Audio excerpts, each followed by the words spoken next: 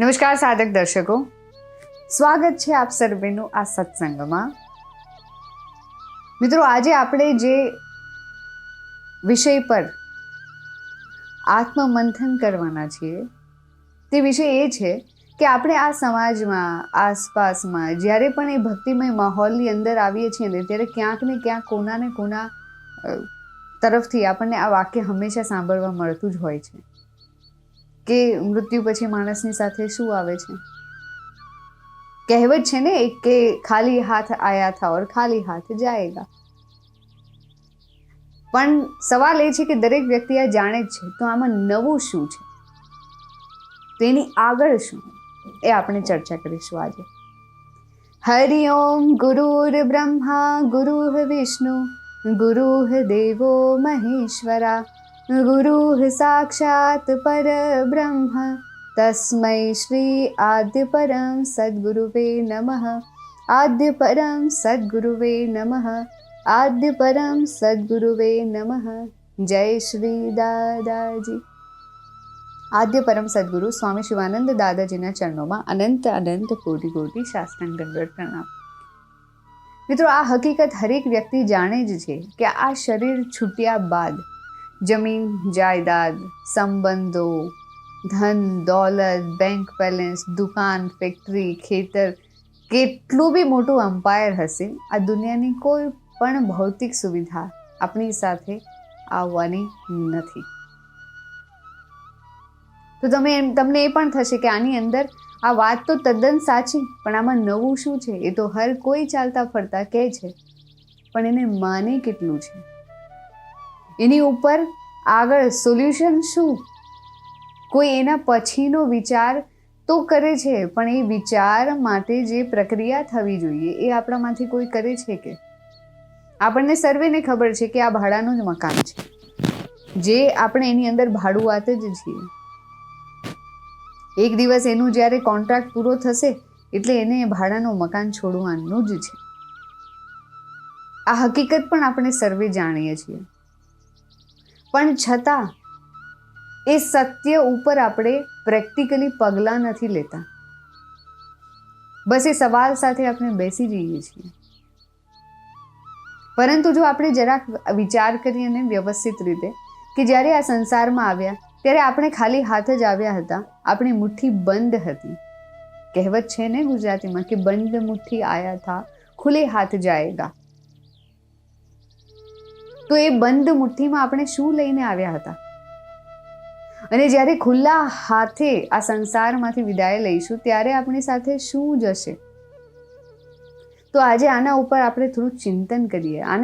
આ ચિંતનો શાસ્ત્રોમાં આપણા સંતો દ્વારા, દાદાજીના આશીર્વાદ દ્વારા આજે આપણે સમજવાનો પ્રયાસ કરીશું કે બંધ મુઠ્ઠીમાં આપણે શું લઈને જન્મ્યા હતા. બીજું કે પ્રારબ્ધ અને આ ચંચળ મન વચ્ચે શું સંબંધ છે? મૃત્યુ પછી અંતે આપણી સાથે શું જશે? અને દાદાજીની ભક્તિનું ભાથું આપણે કેવી રીતે પરમ શાંતિ સુધી પહોંચી શકાશે? એ ભક્તિનું ભાથું આપણે કેવી રીતે બાંધી શકીશું? આ વિડીયોમાં અંત સુધી બન્યા રહેજો મિત્રો, કારણ કે આ જ્ઞાન તમારા જીવન જીવવાની દિશા બદલી દેશે. જ્યારે બાળક જન્મ સમયે તેની મુઠ્ઠી બંધ હોય છે ને, ત્યારે તે બંધ મુઠ્ઠીમાં ભૌતિક ધન, રૂપિયો કે કંઈ જ નથી હોતું. તો શું હોય છે એની અંદર? એની અંદર હોય છે એના પૂર્વજન્મના સંસ્કારો, સંચિત કર્મ અને એનાથી બનેલું એનું નસીબ હોય છે, જેને આપણે પ્રારબ્ધ કહીએ છીએ. આપણે બાળકના જન્મના 6થા દિવસે નવી બુક, નવી પેન લાવીને એનો છઠ્ઠીનો ઉત્સવ તો કરીએ છીએ. વિધાતા આવશે, એના લેખ લખશે, આ બધી જ પ્રક્રિયાઓ આપણે કરીએ છીએ. પણ શું એના લેખ તે દિવસે લખાતા હોય છે કે પહેલેથી એ નક્કી હોય છે?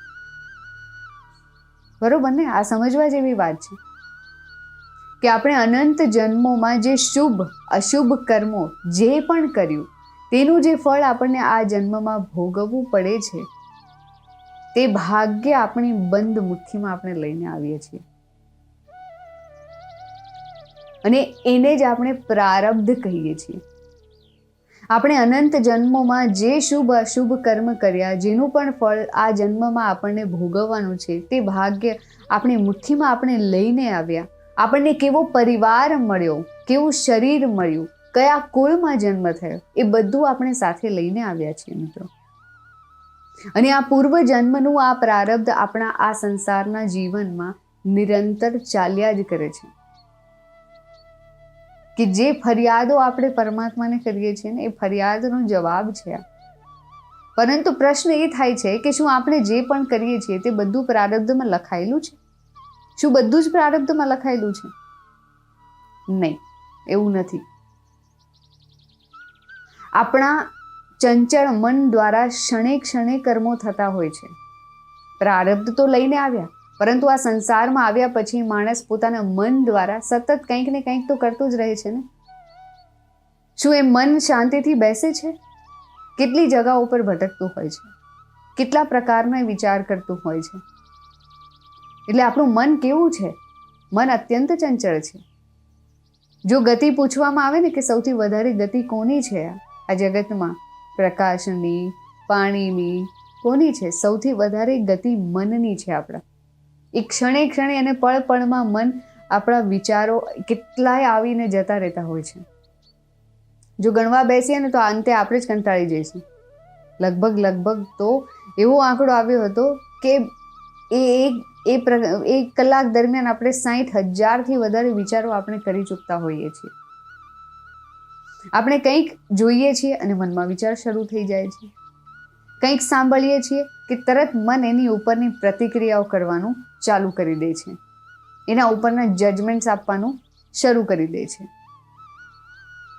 બોલતી વખતે અને શરીરથી કંઈ કરતી વખતે પણ આપણું મન સતત સક્રિય રહે છે. જરા ઊંડાણપૂર્વક આની ઉપર જો વિચાર કર્યો આપણે કે શું આ બધી પળ પળની જે ચંચળતા, ક્ષણે ક્ષણે આવતા વિચારો પણ શું પ્રારબ્ધમાં લખાયેલા હતા? નહીં, એ બધું પ્રારબ્ધમાં લખાયેલું નહોતું. તે આપણે આ ક્ષણે આપણા મન, વચન અને કાયા દ્વારા નવું કર્મ પણ એમાં કરી રહ્યા છીએ. આપણે આખી જિંદગી જેની પાછળ દોડીએ છીએ તે ધન, રૂપિયો, પૈસા, ઘર, કાર, જમીન, ફેક્ટરી, દુકાન, કુટુંબ, પરિવાર, એ બધું જ ભૌતિક છે. શાસ્ત્રો કહે છે કે આ બધી વસ્તુઓ અસ્થાયી છે. આ સંસારનો નિયમ છે કે જે ભૌતિક વસ્તુઓ આ ભૌતિક જગતમાંથી મળે છે તે ભૌતિક આ જગતમાં જ રહી જાય છે, ચાહે એ પંચતત્વનું શરીર પણ કેમ ના હોય. જ્યારે શ્વાસ છૂટી જાય છે ત્યારે જે આલિશાન બંગલો બનાવ્યો હતો તે પણ બહાર રહી જાય છે ને. કારણ કે જેવો શ્વાસ છૂટે છે તો એ બંગલો જેને એટલી મહા મહેનતે પણ ઊભો કરેલો હશે ને, એને પણ એ ઘરની બહાર ફટાફટ કાઢો એ જ શબ્દો સામે આવતા હશે. એટલે જે તિજોરી ભરી હતી તેની ચાવીઓ અહીંયા જ રહી જાય છે. જે સગા સંબંધીઓ માટે આખી જિંદગી મહેનત કરી તેઓ સ્મશાન સુધી આવીને પાછા ફરી જાય છે. એટલે જ જ્ઞાનીઓ આપણા કહી ગયા કે આવ્યા હતા ત્યારે પણ આ ભૌતિક વસ્તુઓ સાથે નહોતી અને જતી વખતે પણ આમાંથી કશું જ સાથે નહીં જાય. પણ એનો અર્થ એવો નથી કે જે પરિવાર આપણને પ્રાપ્ત થયો છે આપણા પ્રારબ્ધ અનુસાર એનાથી આપણે વિમુખ થઈ જઈએ. નહીં, એની સાથે નિસ્વાર્થ પ્રેમનું બંધન એની સાથે બાંધવું, કોઈ અપેક્ષા વિના. એટલે એનો અર્થ એવો બિલકુલ નથી. આ સત્યની સાથે એની સાથે કેવી રીતના જીવવું, એ જીવન જીવવાની કળા અમને આદ્ય પરમ સદગુરુ સ્વામી શિવાનંદ દાદાજી શીખવાડે છે. કે આ સત્યને જાણીને પણ તમે કેવી રીતે એ પ્રેમના બંધનથી એ સર્વેની વચ્ચે રહી શકો. અને આપણે જ્યારે જશું ત્યારે મન, તન, આ બધા વાણીના જે કર્મો છે, બરાબર, એ દાદાજીની ભક્તિથી આપણે એ સર્વે શુદ્ધ કરી શકીએ છીએ. જે પણ ભૌતિક સામગ્રી સાથે નથી જવાની તો પછી મૃત્યુ પછી આપણી સાથે શું આવશે? જવાબ બહુ સ્પષ્ટ અને ગંભીર છે કે મૃત્યુ સમયે આપણી સાથે માત્ર આપણા કર્મો અને દાદાજીની ભક્તિનું ભાથું જ જશે.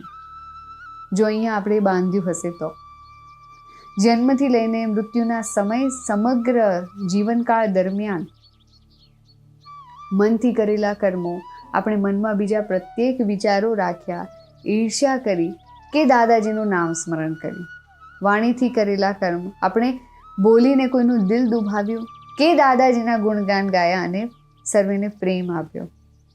તનથી કરેલા કર્મો, આપણે શરીરથી માત્ર ભૌતિક દોડધામ કરી કે ઈશ્વર અને દાદાજીના ચરણોમાં સેવા અને પરોપકાર કર્યા.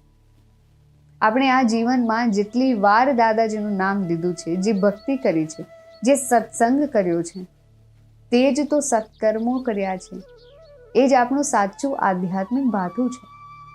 સંસારની તો બધી વસ્તુ અહીં જ રહી જશે, ચાહે એનું કેટલું પણ જતન કરો, મનન કરો, સ્મરણ કરો, પણ દાદાજીનું ભક્તિનું આ ભાથું એ જે છે તે આ લોકમાં પણ અને પરલોકમાં પણ આપણી સાથે આવશે. તો આજના આ ચિંતનમાંથી આપણે એ જ પ્રેરણા લેવી છે મિત્રો, કે જ્યારે એ નક્કી જ છે કે આ દુનિયાની કોઈ પણ ભૌતિક વસ્તુ આપણી સાથે નથી આવવાની અને માત્ર આપણા કર્મો અને દાદાજીની કરેલી ભક્તિ જ આપણી સાથે આવવાની છે, તો પછી એ અહંકાર, ઈર્ષ્યા, એ પાપ કર્મો, એના ગુલામ શા માટે આપણે રહેવું? એનાથી પણ આઝાદ થવું જરૂરી છે ને. અને દાદાજીની ભક્તિ તો આ સર્વે બંધનોમાંથી આઝાદ કરે છે, એ સ્વતંત્રતા અપાવે છે. આટલા બધા ભારણથી, આપણા વિકારોના ભારણથી, ચિંતાના ભારણથી. એટલા માટે દાદાજીનું મિત્રો એ વચન હંમેશા એમનું યાદ છે કે તું મેરા બન જા, મેં તુझे વિશ્વ કા રાજા બના દૂંગા. આ વચન એમનું છે કે આજે પણ એ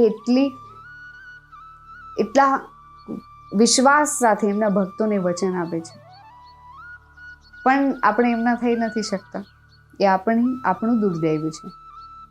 એટલે આજથી જ આપણા મન, વાણી અને વર્તનને આપણે પવિત્ર બનાવીએ, એ વાણીમાં મધુરતા લાવીએ, મનમાં સદભાવના અને દાદાજીનું અખંડ નામ સ્મરણ રાખીએ. એ વાણીમાં મધુરતા, સત્ય અને શ્રી દાદાજી નામ રાખીએ. શરીરથી પરોપકાર, નિષ્કામ સેવા અને ભક્તિના કાર્ય કરીએ, જેથી જ્યારે પણ આપણે આ સંસારમાંથી ખુલ્લા હાથે વિદાય લઈએ ત્યારે અસલમાં આપણા હાથ ખાલી ના હોય, ત્યારે આપણી પાસે દાદાજીની ભક્તિનું અને એ સત્કર્મોનું અમર ભાથું આપણી સાથે આવશે.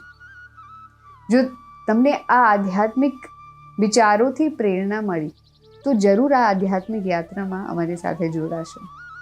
જય શ્રી આદ્ય પરમ સદગુરુ સ્વામી શિવાનંદ દાદાજી.